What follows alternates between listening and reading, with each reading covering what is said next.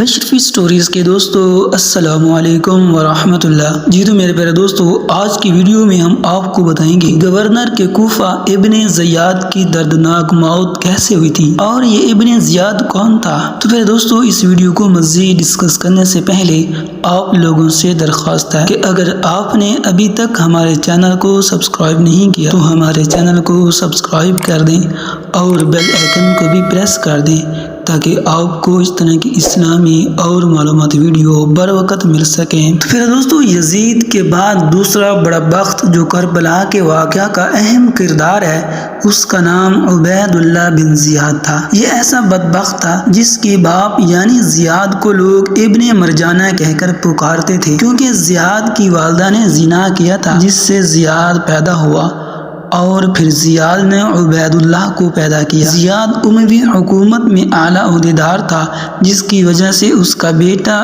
عبید اللہ ابن زیاد بھی شروع ہی سے اموی حکومت کا آنکھ کا تارا رہا۔ عبید اللہ ابن زیاد ایک بے رحم، بے باک اور سخت مزاج انسان تھا۔ زیاد کے مرنے کے بعد اس کے بیٹے عبید اللہ بن زیاد کو خراساں کا ولی مقرر کر دیا گیا، جہاں پر اس کا سیاسی دور عروج پر پہنچا۔ ایران کے شمالی مشرق علاقے میں فتوحات میں اس کا اہم کردار تھا۔ اس نے بخارا میں فتح حاصل کی، جبکہ 57 ہجری میں عبید اللہ ابن زیاد کو بصرہ کا ولی مقرر کر دیا گیا۔ 58 ہجری میں بصرہ میں ہونے والی بغاوتوں کا عبید اللہ ابن زیاد نے خاتمہ کر دیا اور بہت سے خوارج کو قتل کیا۔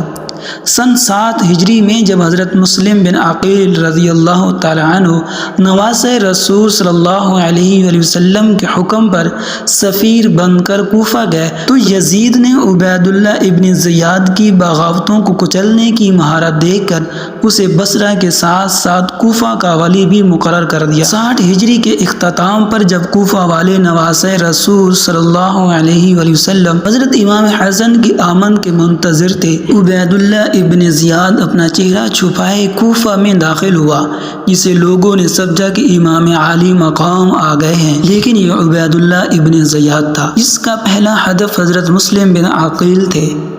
چنانچہ اس نے لوگوں کو ڈرایا دھمکایا اور بتایا کہ میرے پیچھے ہی شامی فوج بھی آ رہی ہے جو کوفہ کی اینٹ سے اینٹ بجا دے گی۔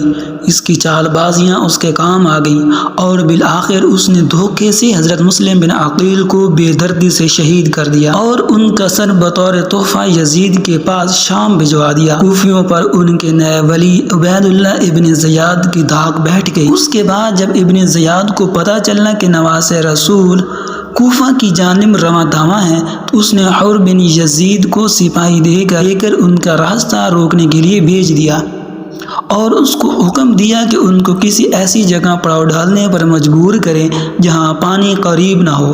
اس کے بعد عمر بن سعد کو ایک جری لشکر دے کر حضرت امام حسین رضی اللہ تعالی عنہ کی طرف روانہ کر دیا۔ عمر بن سعد کوفی فوج کا کربلا میں سپہ سالار تھا، جو کہ خون ریزی سے بچنے اور پرامن راہ نکالنے کے درپے تھا۔ ادھر کوفہ کے گورنر عبید اللہ ابن زیاد کو شمر نے جنگ کے لیے اکسایا اور بالآخر 9 محرم 61 ہجری کو ابن زیاد نے شمر کو 4000 سپاہی دے کر کربلا کے مقام میں بھیج دیا۔ ساتھ ایک دھمکی آمیز خط بھی تھا: عمر بن سعد، اگر تم حسین سے بیعت لے لو تو کوفہ روانہ کر دینا، نہیں تو ان سے جنگ کرو، اگر تم جنگ کے لیے راضی نہیں تو کمان شمر کے حوالے کر دو۔ چنانچہ عبید اللہ ابن زیاد کے حکم کے مطابق کربلا کا پرسوز واقعہ وقوع پذیر ہوا اور خاندان اہل بیت کو قیدی بنا کر اور 72 سروں کو نیزے پر ڈال کر فوج کوفہ ابن زیاد کے دربار پہنچ گئی۔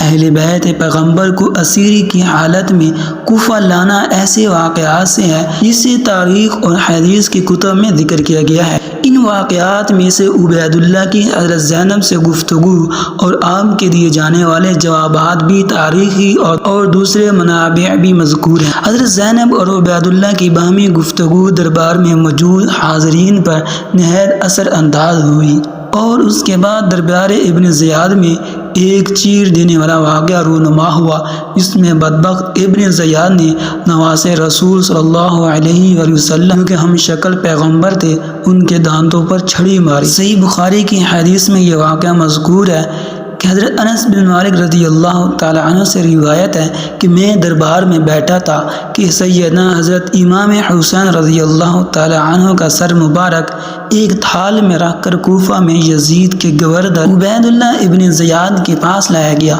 تو وہ اسے چھڑی سے ہلکی ضرب لگانے لگا اور ان کے حسن کے متعلق گستاخانہ انداز میں کچھ کہا تو میں نے جواب دیا یہ سیدنا حسین رسول اللہ صلی اللہ علیہ وآلہ وسلم سے بہت مشابہت رکھتے تھے۔ ایک اور روایت کے مطابق وہاں ایک اور صحابی زید بن ارقم بھی موجود تھے۔ جب ابن زیاد نے حضرت امام حسین کے ناک پر چھڑی چڑھائی اور آگ کے مبارک لبوں اور دانتوں پر ضرب ماری تو حضرت زید بن ارقم رونے لگے اور کہنے لگے کہ اس چھڑی کو ان ہونٹوں سے اٹھا لو، خدا کی قسم میں نے کئی مرتبہ ان ہونٹوں پر رسول اللہ صلی اللہ علیہ وآلہ وسلم کو بوسہ دیتے ہوئے دیکھا تھا۔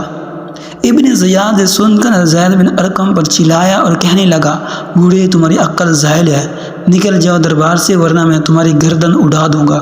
چنانچہ واقع کربلا کے بعد یزید کی حکومت تک عبید اللہ ابن زیاد بصرہ اور کوفہ کا گورنر رہا۔ 3 سال بعد جب یزید کی موت ہوئی تو عبید اللہ ابن زیاد نے بصرہ اور کوفیوں سے مطالبہ کیا کہ جب تک یزید کے جانشین کا فیصلہ نہ ہو جائے تم لوگ میری بیعت کر لو۔ بصرہ کے لوگوں نے بیعت کر لی لیکن کوفہ والوں نے تب بیعت نہ کی۔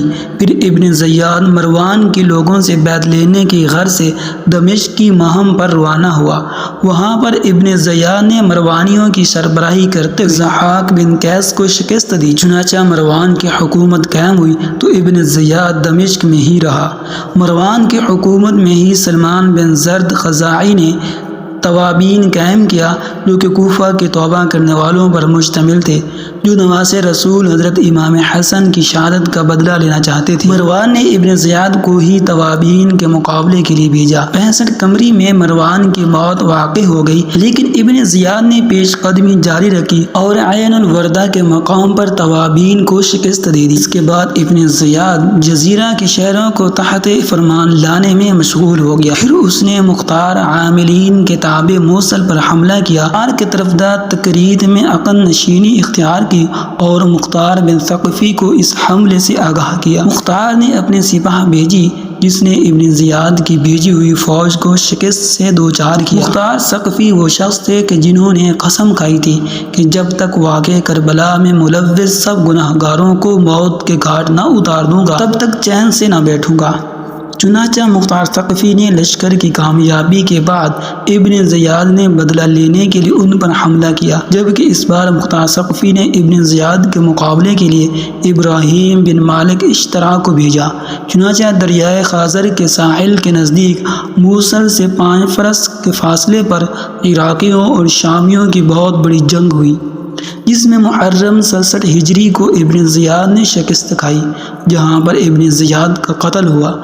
عبید اللہ ابن زیاد اور ان کے ساتھیوں کے سرتن سے جدا کر کے مختار ثقفی کے پاس بھیج دیے گئے جن کو عبرت حاصل کرنے کے لیے ایک مسجد میں ایک قطار میں رکھا گیا۔ اب یہاں ابن زیاد کے سر کے ساتھ ایک نہایت غیر معمولی واقعہ پیش آتا ہے کہ جس کو سن کر آج بھی دشمنان اہل بیت کانپ اٹھتے ہیں۔ یہ واقعہ جامع ترمذی میں واقع ہے کہ حضرت عمارہ بن عمیر تابعی بیان کرتے ہیں کہ جب مختار ثقفی کی فوج کی جانب سے جنگ کے بعد یزید کے عراقی گورنر عبید اللہ ابن زیاد اور اس کے ساتھیوں کے سر کاٹ کر لائے گئے تو ان سروں کو ایک قطار میں مسجد میں لوگوں کی عبرت کے لیے رکھ دیا گیا۔ حضرت عمارہ فرماتے ہیں کہ جب میں مسجد میں پہنچا تو لوگ کسی خوفناک شے کو دیکھ کر کہہ رہے تھے وہ آیا وہ آیا۔ اچانک میں نے دیکھا کہ ایک سام جو سروں کے درمیان سے گزرتا ہوا عبید اللہ ابن زیاد کے نتنوں میں گھس گیا اور تھوڑی دیر بعد اس کے سر میں رکا